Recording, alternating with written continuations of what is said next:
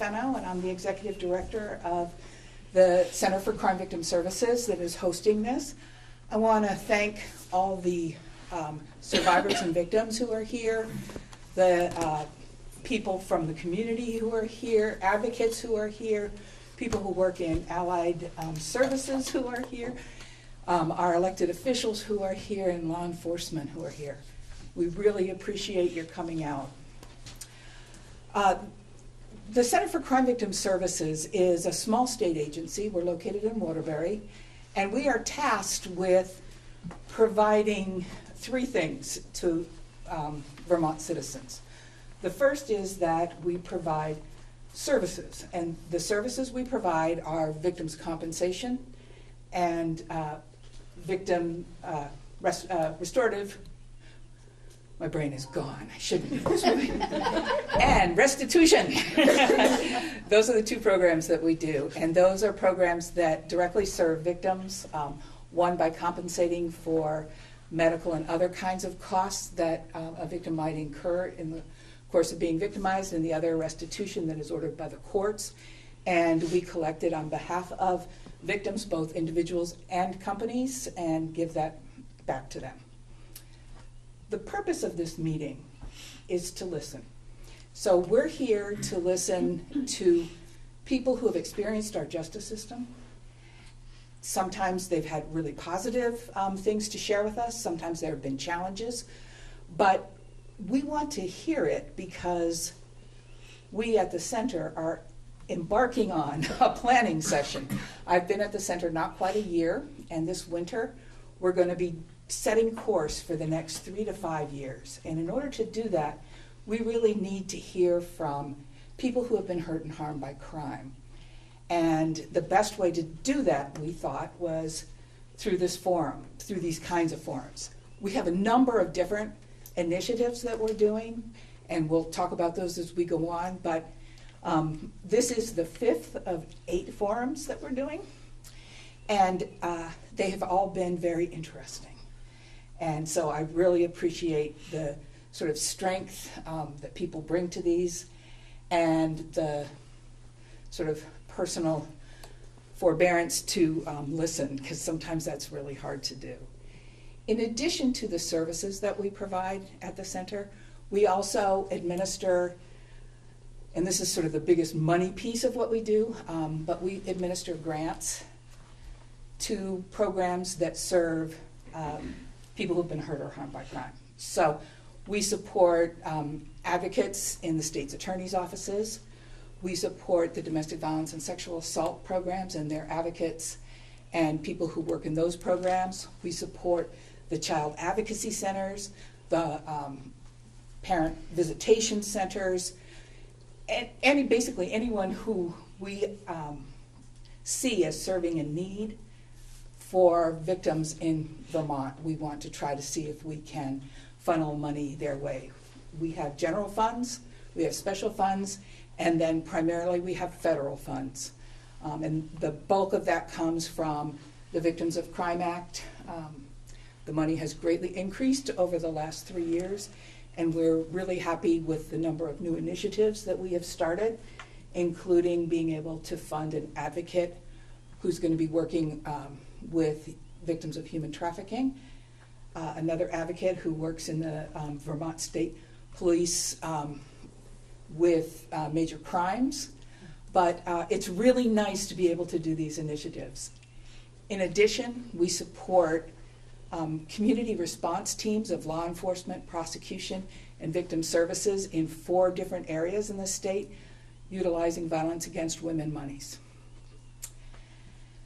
So when we think about the criminal justice system, we really are talking in a broad sense. We're not just talking about courts or about cops or about advocates. We're talking about our neighbors and our neighborhoods and what we bring to the table and how we as community want to feel safe and live and be. And that's an important part. Community and criminal justice is not something that happens to us, it's something that we participate in. I'm going to take 1 minute to have the panel who are listening introduce themselves and talk a little bit about how this fits into them, into their work. Before we do that, I do want to thank Governor Phil Scott for being here, Commissioner Tom Anderson, and from the Department of Public Safety, and from the services, Crime Victim Services Board of Directors, Jerry O'Neill in the back. So thank you all for coming. Yes. I'm on, huh? You're on. My name is Chris Lukens. I'm the Director of Voices Against Violence at Lori's House. And we are a domestic and sexual violence victim advocacy program, non-governmental. And we serve Franklin and Grand Isle counties. And we've been doing this work since 1980 and have many different programs. And I'm not sure if you want me to go into all that or just... That's fine. Thank Yes? you. Okay. So my name is Nina Curtis, and I'm the Executive Director of the Franklin Grand Isle Restorative Justice Center. We work with state's attorneys, defense attorneys, law enforcement, probation parole, community partners, and lots of human service agencies to provide responses to affected parties, victims of crime, through our parallel justice programs or really any of the programs that we run. And we also work in collaboration with an alternate response to the criminal justice system for offenders. Thank you. Hi, my name is Jim Hughes. I'm the elected county prosecutor for Franklin County, and I prosecute all the crimes. My 5 deputies and I work hard to serve victims and serve the children of the county. Out of my office, we have a domestic violence unit with a specially assigned detective, Sean Bourgeois, and an assigned prosecutor, Deb Sellis, who's funded from the Violence Against Women's Act, among others.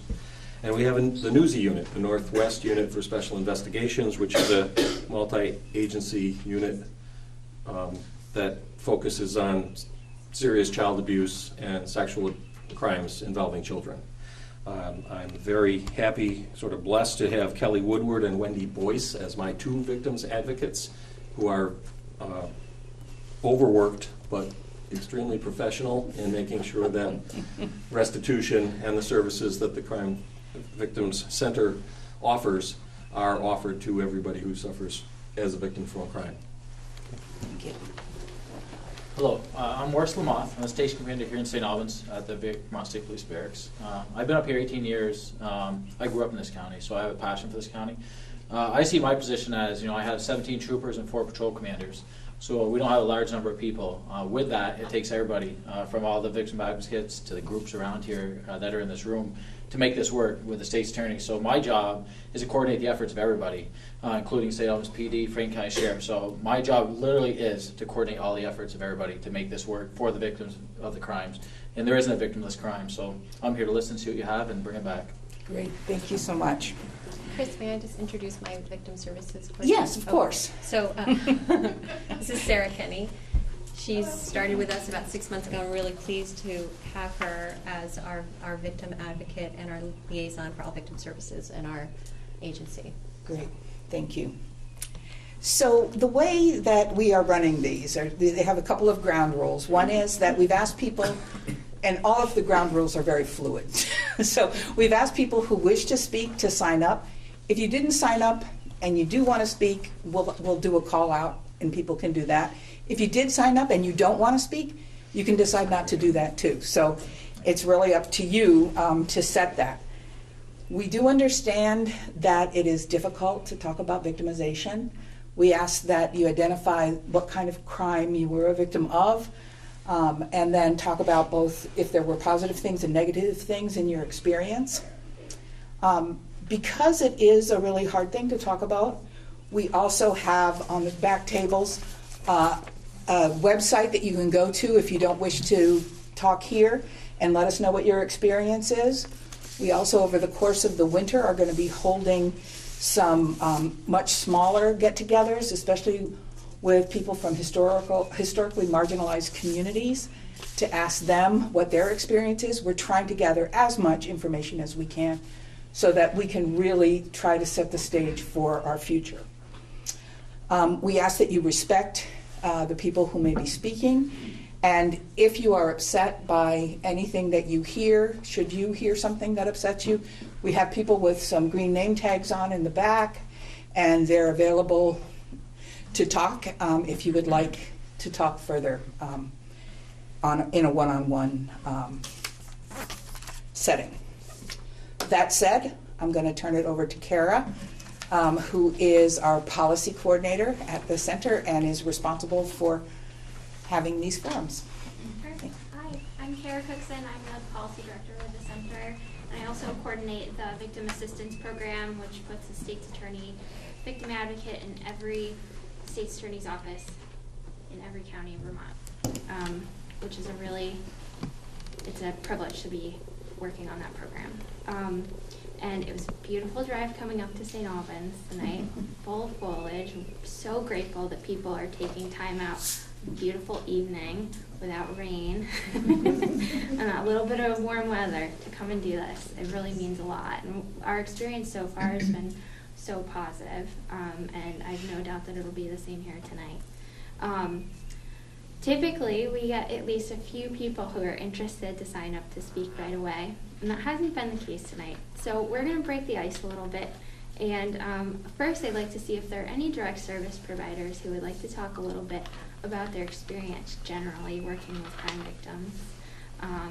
And I don't have to call anyone out by name. I think there are a few people, though, who might have prepared a little bit, and that would be great. I will if you would like. Sure, yeah. And you can speak from when you want, or you're free to use the podium. Yeah. Okay. I'll bring my chicken scratcher.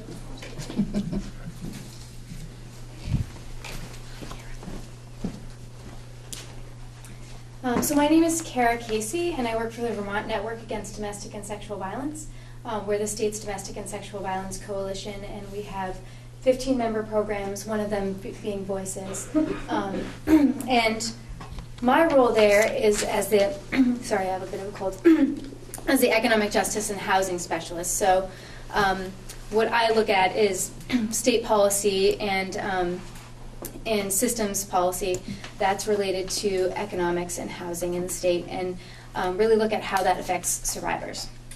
And so in my role, I see the impacts of domestic violence, sexual violence, and stalking on really every aspect of a survivor's life. And when talking about the criminal justice system, or really any system, it's important to keep in mind that the choice to come forward is often one that's very complex and can be very difficult for a survivor. While we're talking about survivors' experiences within the criminal justice system, I think it is just as important to talk about some of the reasons why survivors may not choose to engage in the criminal justice system, or may have some barriers to doing that. And I won't go into all of the reasons, but just from an economic standpoint, it can be very time-consuming and very costly to go through a criminal justice process. And we know that 99% of domestic violence survivors have also experienced financial abuse. So when thinking about coming forward or leaving an abusive relationship, that's often a really great barrier for survivors, because if they're thinking about their abuser potentially going to prison, that could mean their income for their family being gone. And if they're thinking about potentially leaving that situation, they could be thinking, okay, I could leave this relationship, but I may be going into homelessness. And so those are some of the things that we see, and those are some of the barriers that we can see to leaving an abusive relationship. And so I can talk a little bit about what works. We know that advocates are a really great support for survivors in being able to leave a relationship and being able to just talk about their experiences with sexual violence, with stalking, and also to really help them go through the criminal justice process, to be able to, help them with paperwork, or just sit in a courtroom with them and be there for them and be a support. So we know that really helps.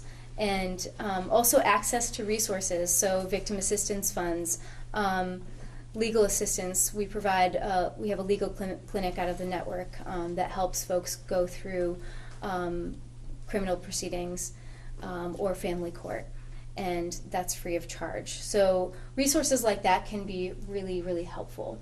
And you know, this isn't directly related to the criminal justice system, but really anything that we can do as a community and as a state to try to reduce those barriers. So creating more housing, creating a better economy for victims can be really, really helpful and help to reduce some of those barriers. So just finally, for someone that has had a lot of the power and control taken away from them, so power over their own lives, over their own bodies, creating a system or moving toward a system that really empowers them to be able to make choices about how they disclose, about what kind of processes they want to go through is really important. Having trauma-informed systems and systems that really see the survivor's whole experience. I think that's what we really value and what we really want to be moving toward. So thank you so much for listening, and thank you all for being here. Thanks, Kara. Is there anyone else who'd like to share?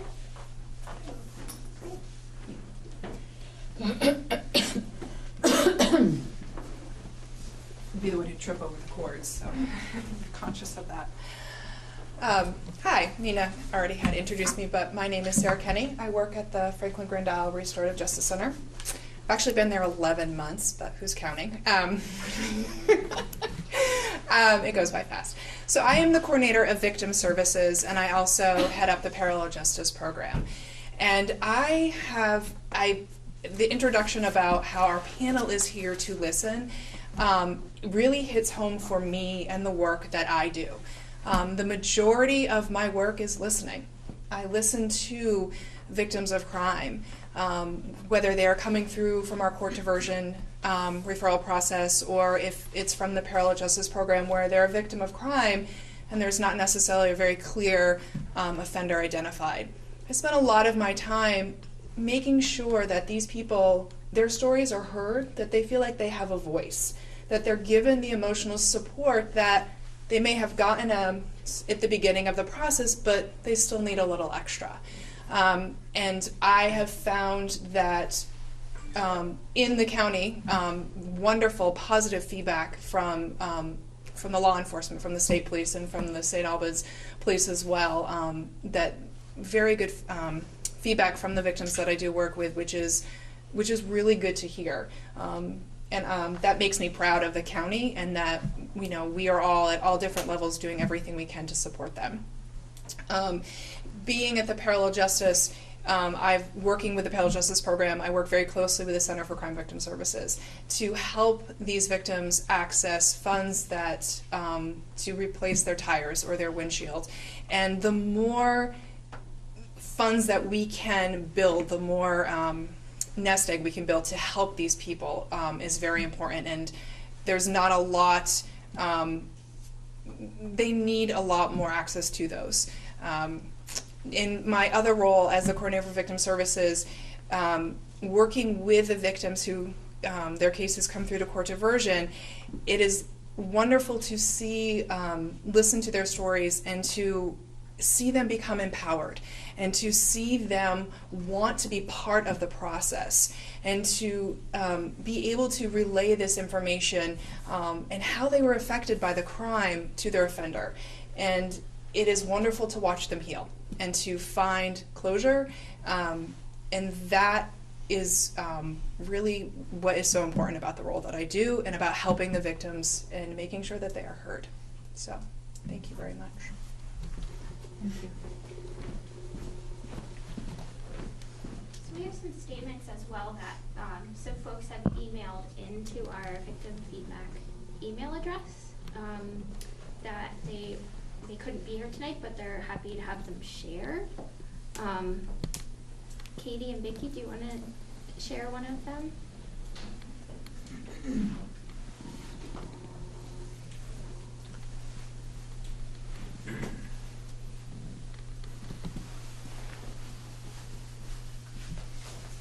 Hi, I'm Vicki. I also work at the Center for Crime Victim Services as the Sexual Assault Program Claim Specialist. And I'm going to read a statement tonight from Christina Burt, whose daughter was murdered. My name is Christina Burt, and I'm here to speak for my daughter's rights, which were taken away when she was murdered. Brittany Burt is my daughter. 3 people broke into her apartment to rob her boyfriend, Efren, in Northfield on December 14th, 2015. They doused Brittany and Efren in gasoline and set them on fire. Brittany died as a result. She never left the apartment. Efren, who was in a medically induced coma, is receiving skin grafts because 90% of his body was burnt. One of the accused men, Howard Hoisington, was released on furlough on conditions in September of 2015. He has violated conditions 23 times prior. He has violent charges in his past, 2 aggravated assaults with a weapon, and at least 7 simple assault charges. The other man, Jonathan Zampiri, has violated conditions of release at least 3 times. His past charges include 1 aggravated domestic assault, 1 domestic assault, 1 simple assault, and 1 assault robbery. How is it that people get so many chances to reoffend? The previous charges are considered violent offenses. How did they keep getting chance after chance to continue hurting people? These men were given another chance after they violated their conditions many times. Waiting for them to commit a new crime meant waiting for them to kill my daughter. I'm not here because I don't believe in second chances. Offenders who are let out of jail should get treatment and proper life skills training to be able to have a chance to excel in society. Many inmates who do their maximum sentences are released without a job, a place to live, education, or skills to get a job. If they max out, they usually have no support systems or guidance, so they go back to their ways before. Many fail and escalate offenses. I believe there needs to be some serious revamping of the judicial and probation systems. I think there should be more mandatory programs and incentives in jail for the offenders to want to change. Unemployed and some uneducated people are being let back out on the streets, usually with no mental health support or substance abuse programs set in place for them. I don't agree that someone on furlough, probation, or parole should not face consequences for violating conditions of release time and time again.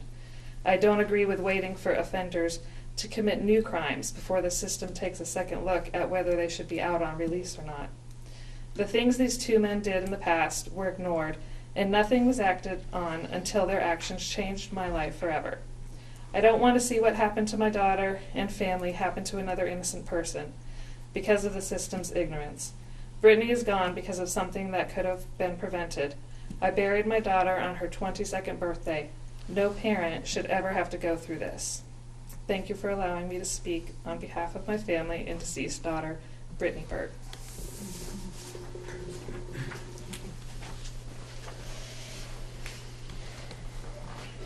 Really powerful one.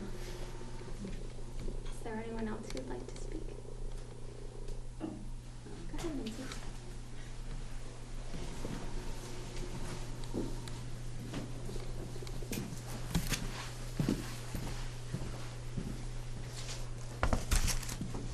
Good evening. My name is Lindsay Owen Babson, and I'm a staff attorney at Disability Rights Vermont.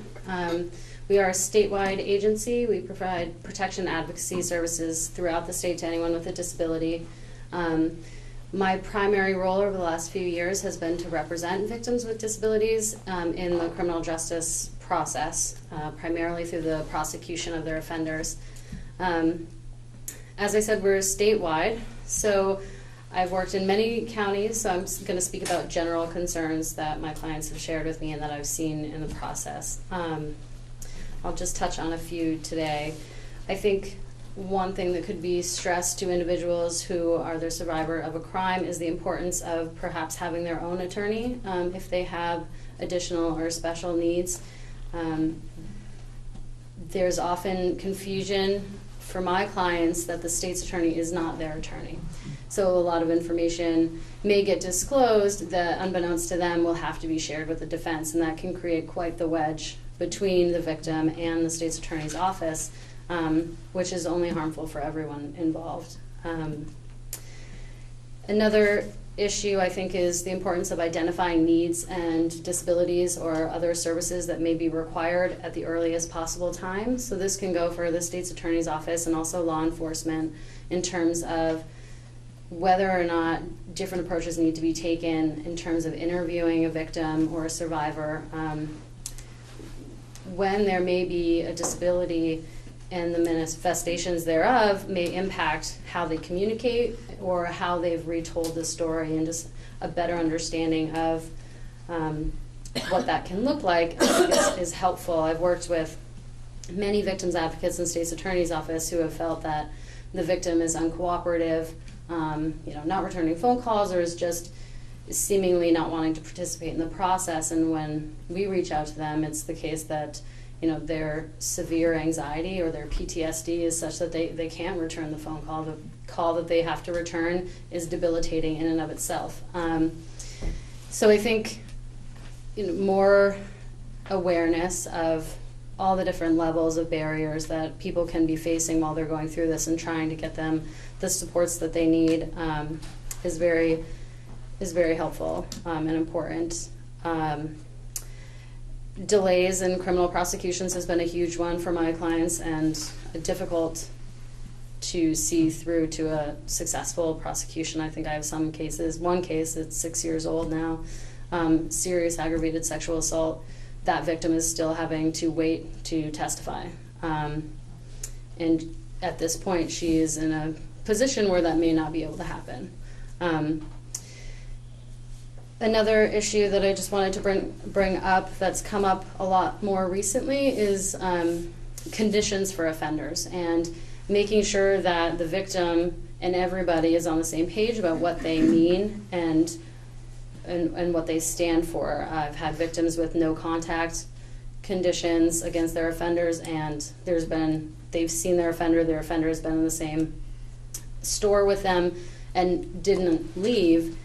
And the law enforcement and state's attorneys involved said, well, it says no contact, it doesn't say a foot restriction, so we are not going to follow up on that. And the victim was incredibly affected by the presence of their offender in the same room, and really not understanding that no contact to law enforcement and to the state's attorney means no talking. So I think just being cognizant of what conditions are set and making very clear that the victim understands what those are as well can really help maintain a good working relationship with the state's attorney and the victims themselves. I think, I echo what has been said already in terms of people, it's been said many times, people receiving too many chances, and there needs to be more programming for offenders upon release.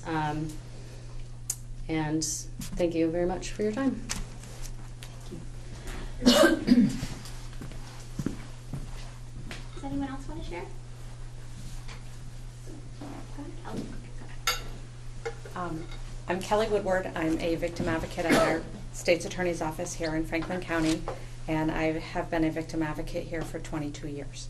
What I have to read is a statement from a mom whose child was physically abused.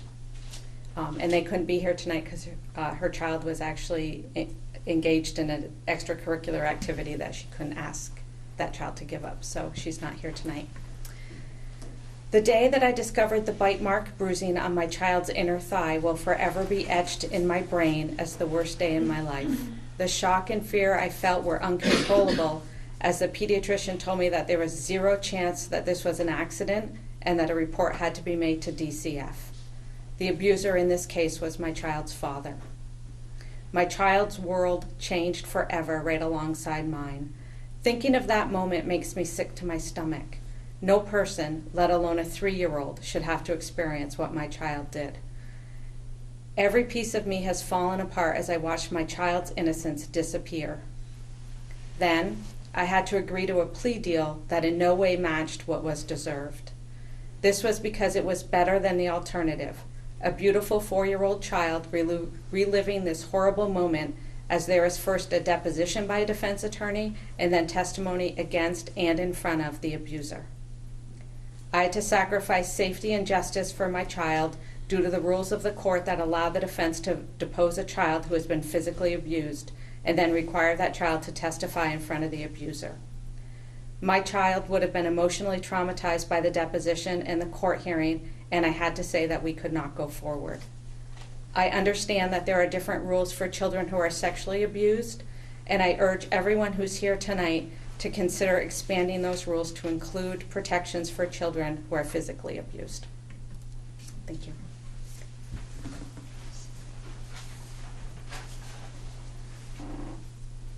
Who wants to share next? Katie, do you want to?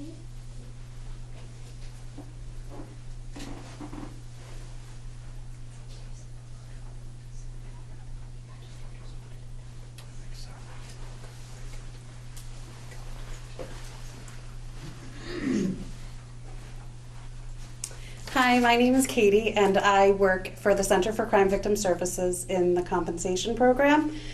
And I'm going to read an email from a gentleman whose mother was murdered. Hello, I volunteer on a panel for the Restorative Justice Program in Brattleboro. And on their weekly email, it had a blurb about upcoming crime victim feedback groups. I followed the link, but none in Brattleboro, so it said I could email here instead. I think there is a lot of room for improvement in the ways victims are handled. I know you are all doing your best, and I do appreciate all you do. This is hopefully constructive criticism. I do thank you for your service in keeping us safe and our communities peaceful. My mom was murdered, and our house burned down about 5 years ago. All my interactions with police about it in the aftermath were pretty awful. Though I think everyone was probably sympathetic. The problem boiled down to the emphasis placed on getting the bad guy and punishing him above the wishes and healing of the victim's family. It was like making sure he got his due was all they cared about. Yes, harm was done to the state, but the hole in our lives was huge and much more devastating. I think the focus should be more on support for those going through trauma rather than on the offender. He was already getting plenty of attention, which was kind of his goal.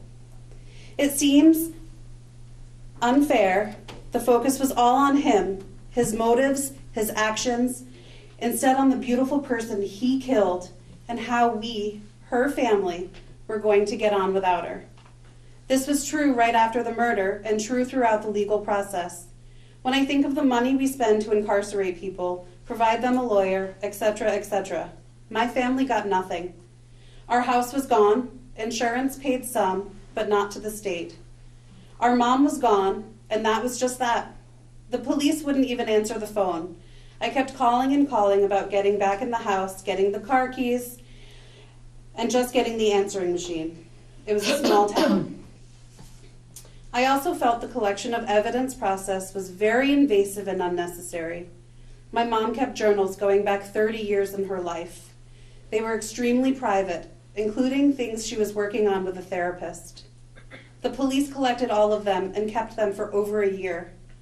I am really horrified imagining some detective reading over her college diaries, searching for who knows what. This was an open and shut case. She survived long enough to tell an officer what happened. An officer himself witnessed part of it. And the guy was still on the scene and confessed. They knew each other for less than a year. So there was no reason to be reading such personal things, no reason not to give them back to us. I was also locked out of the house for several days while it was a crime scene, which totally sucked. I understand there is a process if you want to convict someone, but again, that means the focus is all on the criminal, not on victims who were already really put out by a crime. So further inconvenienced in the extremely vulnerable time when you need all the comfort you can. In my case, I really wanted to get in the house and get out a quilt my mom had made for me to sleep under. It is a fairly traumatic further intrusion into our lives. In short, focus more on victims, less on criminals. Focusing on criminals like we do probably encourages crime even, because people crave attention. Do something awful, and you get a ton of it. Thank you.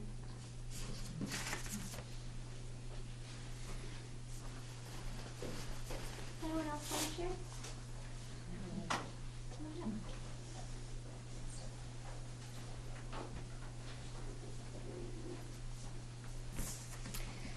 So I'm a victim that was brought here to St. Albans. I was from a different town. I do first want to say thank you to the violence, Voices Against Violence.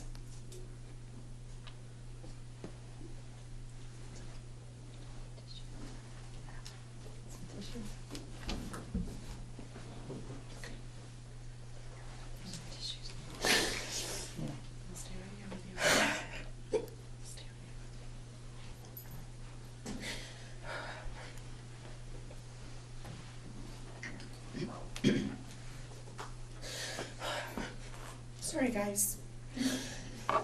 So, my attack happened between the 25th and the 26th of August. I went to the hospital on the 26th by ambulance. The hospital kind of slipped up. We didn't get a rape kit. We didn't get a drug test. My daughter's the one who ended up having to take the photos of all my bruises.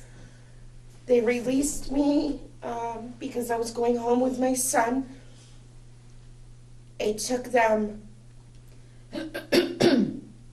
a week to figure out which police station it was going to go to. So I had 4 police stations involved. We started out with 5 detectives. They all bounced out of our location of whatever. Ended up with 1. They never questioned the guy for 3 weeks after all this had gone down. I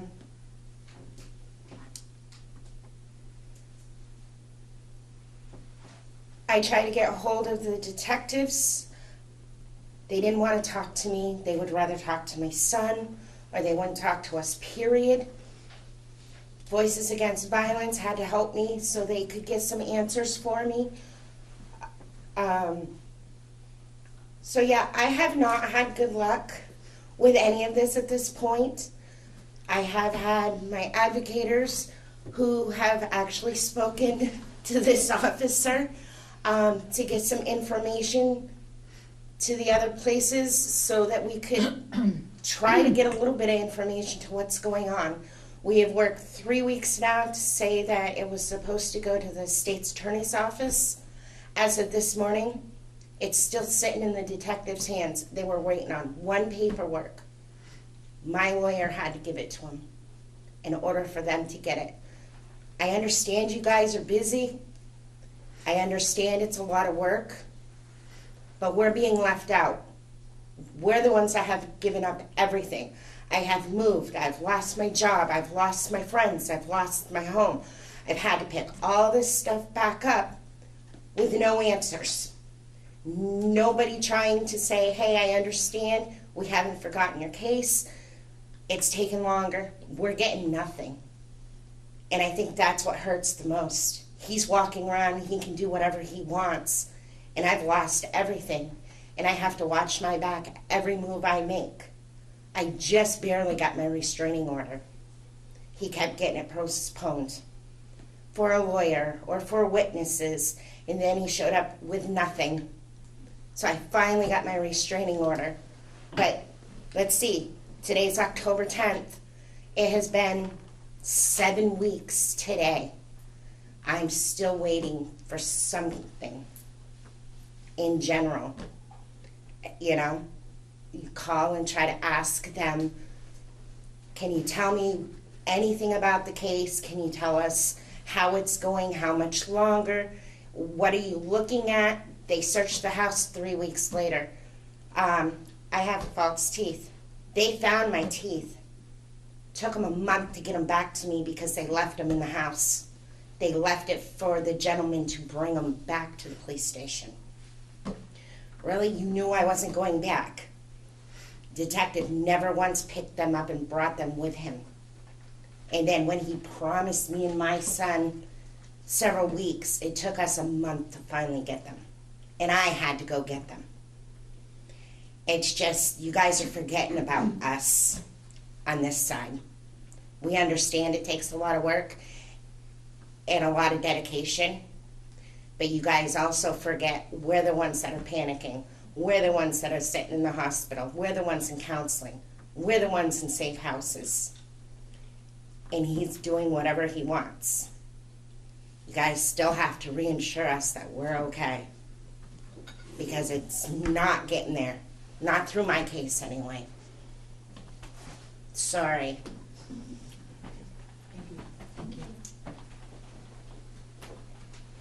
Does anyone else want to share? I have another statement to read. So the statement I'm going to read next is from the mom of a child who is the victim of a sexual assault. The situation that happened to my family is not anything I ever expected to happen. I'm a mom who is overprotective of my children. Never in a million years did I think that this would ever happen to my child. My child was the victim of a sexual assault. The media released his initials, his age, and his town of residence, not even trying to keep his identity confidential. Because of that, our life was turned upside down. We got death threats and prank phone calls. My child had to be pulled from school due to being bullied and picked on. Parents called me at home and told me my child wasn't allowed to call or talk to their children anymore. I can't even begin to express the impact this has had on our whole family. I thought going to the authorities was the best choice, and my child's identity would be protected. My victim advocate told me that media outlets do not usually release the names of the victims, but there is no repercussion to them if they do release that identity. After going through everything that we went through, we had to make a hard decision and relocate our family after living in the same place for many, many years. Having to start all over is hard and stressful, and trying to find a place where you think and hope your family will be safe and no one knows you.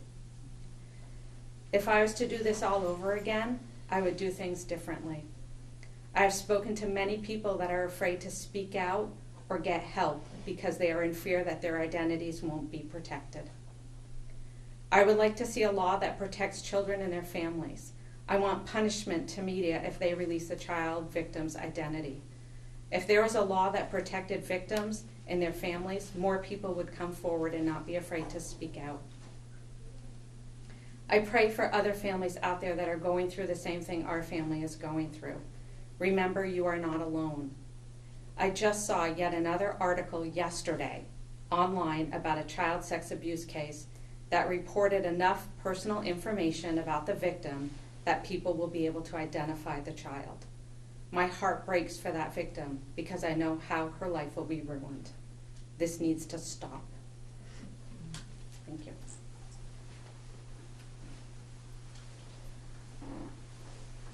Do we have anyone else who would like to speak?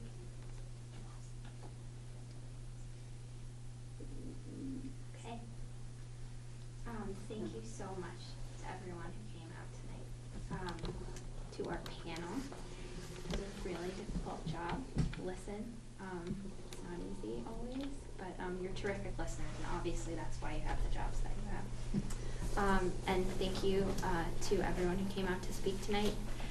To our direct service providers who shared their thoughts as well. We really appreciate your time and look forward to working with you more on these issues. Thanks. Thank you.